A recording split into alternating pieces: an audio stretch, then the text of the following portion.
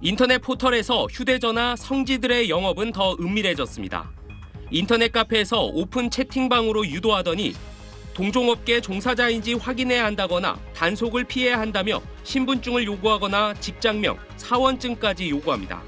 매장 위치를 알려달라고 하니 주변 중국집 앞에서 만나자는 답이 돌아왔습니다. 서울 신도림의 휴대전화 유통상가를 찾아갔습니다. 휴대폰 맛집, 특가 진행, 최대 할인, 광고 문구가 가득합니다. 얼마까지 보고 왔냐는 한 판매점. 이거 할인 얼마까지 준다고 그래? 출고가 125만 원인 아이폰 15 128기가 모델을 80만 원 이상 싼 가격에 판다고 합니다. 40만 원. 통신 3사가 밝힌 공시지원금 최대 45만 원에 유통업체의 추가 지원금까지 감안해도 공식 최저가는 73만 원인데 30만 원 이상의 불법 지원금이 더 붙는 겁니다. 또 다른 판매점은 불법임을 의식한 듯 아예 가격을 언급하지 말라고 합니다. 이게 10,000원 단위예요? 24로. 그냥 말씀하지 마세요. 단말기 불법 지원금은 신용카드 불법 판촉과 결합돼 공짜 폰까지 만들어냅니다. 그 카드 결합했을 때 좀 더 싸다 보니. 카드 결합하시면 해면 오늘 시간이 얼마 안 남았어요. 특히 아이폰이나 갤럭시 등 신제품이 나오는 시기에 이렇게 치고 빠지는 식의 불법 영업이 기승을 부립니다. 신규 가입이나 번호 이동을 통해 시장 점유율을 확대하려는 통신사들이 유통업체에 주는 수수료, 일종의 리베이트가 이런 불법 지원을 가능하게 합니다. 유통업체는 당장 손해인 것 같지만 가입이 몰릴 때 많이 팔아둘수록 역시 이득이라고 합니다. 고객들이 계속해서 이 대리점 소속으로 서비스를 이용할 때 발생하는 수수료도 있기 때문에 많은 고객들을 확보해서 장기적인 수익을 바라는 부분. 통신업계의 불법 보조금 관행은 더 음성적이고 더 혼탁한 방식으로 시행된 지 10년이 돼가는 단통법을 조롱하고 있습니다. SBS 엄민재입니다. 통신사의 요금 할인 혜택을 받기 위해선 소비자들은 약정 기간 2년을 반드시 채워야 합니다. 2년이 되기 전에 해지를 하려고 보니까 알지 못하던 위약금이나 이런 게 발생하면서 또 약정 기간엔 판매점이 제시한 비싼 요금제를 의무적으로 사용해야 합니다. 가격적으로 좀 금액이 크다 보니까 월로 이렇게 내야 된다는 게 크면 사실 좀 많이 부담스러울 것 같습니다. 저는 좀 부정적으로 좀 생각합니다. 공시지원금으로 깎아준다고 한들 요금으로 어차피 다시 그 돈을 가져가는 거니까. 소비자 부담을 덜어주기 위해 정부는 이 선택약정 할인 제도를 1년 중심으로 개선합니다. 또 기존에는 5G 휴대폰을 구입하면 일단 5G 요금제를 반드시 써야 했는데 앞으로는 더 싼 LTE 요금제 가입이 가능합니다.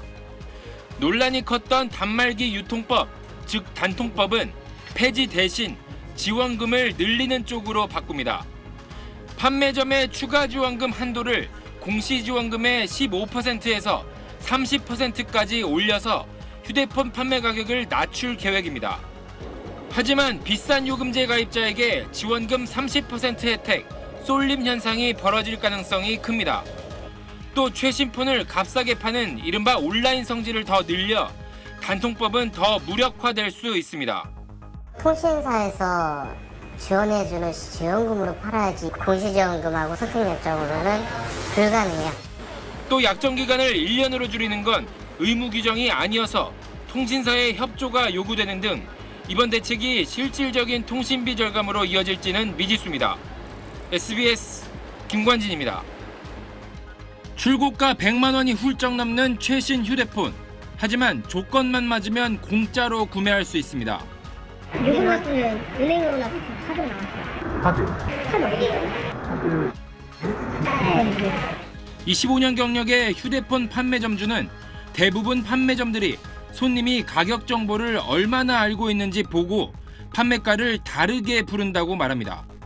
30% 봐가면서 판매를 하는 거예요. 이 손님한테는 그래도 내가 맞으면 50만 원 더 올 수 있겠다. 55만 원 더 올 수 있겠다. 휴대폰 판매가는 기기 할인 공시지원금과 약정 할인, 그리고 판매점 추가 지원금이 더해져 결정됩니다.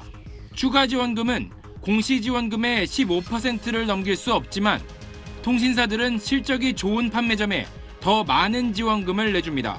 신도림이나 뭐 감면될 것 같으면 밀집돼 있잖아요. 물건을 많이 소화하려고 그쪽에 강조를 많이. 정말 고객들이 많이 유치하는 데 같은 경우는 더 신경을 써주는 거죠. 공짜 폰을 주는 대신 소비자를 비싼 요금제 약정에 묶어놓기 때문에 통신사는 손해를 보지 않습니다.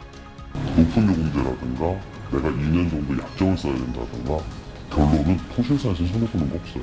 지원금 규모를 동일하게 맞추도록 한 단말기 유통법, 즉 단통법은 이미 유명무실화된 상태입니다.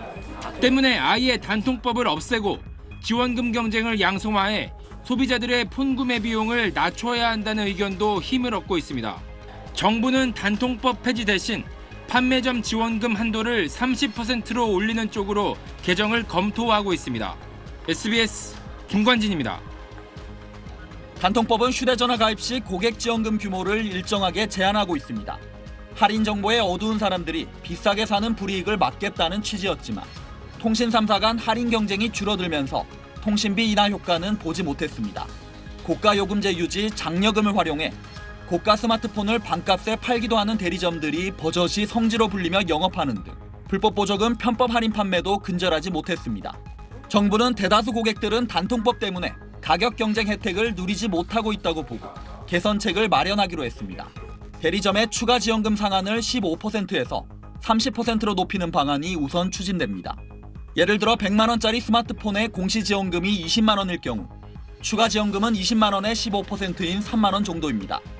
앞으로는 2배인 6만 원이 할인돼 74만 원에 살 수 있습니다. 추가 지원금 상한을 확대를 하게 되면 단말기 가격 경쟁이 좀 더 활성화되고 그에 따라서 소비자들이 조금 더 저렴한 가격에 단말기를 구입하게 될 수 있을 것으로 그렇게 기대를 하고 있습니다. 여기에 통신사와 스마트폰 제조사의 지원금을 따로따로 표시해 경쟁을 더욱 촉진해야 한다는 의견도 나옵니다. 분리공시제 같은 것들을 도입을 해서 단말기 가격 부풀린 부분을 완전히 해결하는 것이 더 근본적인 해결책이다 이렇게 보고 있습니다. 공정이나 알뜰폰 시장도 확대해 통신요금제 자체에 대한 경쟁도 유도할 방침입니다. SBS 정반석입니다.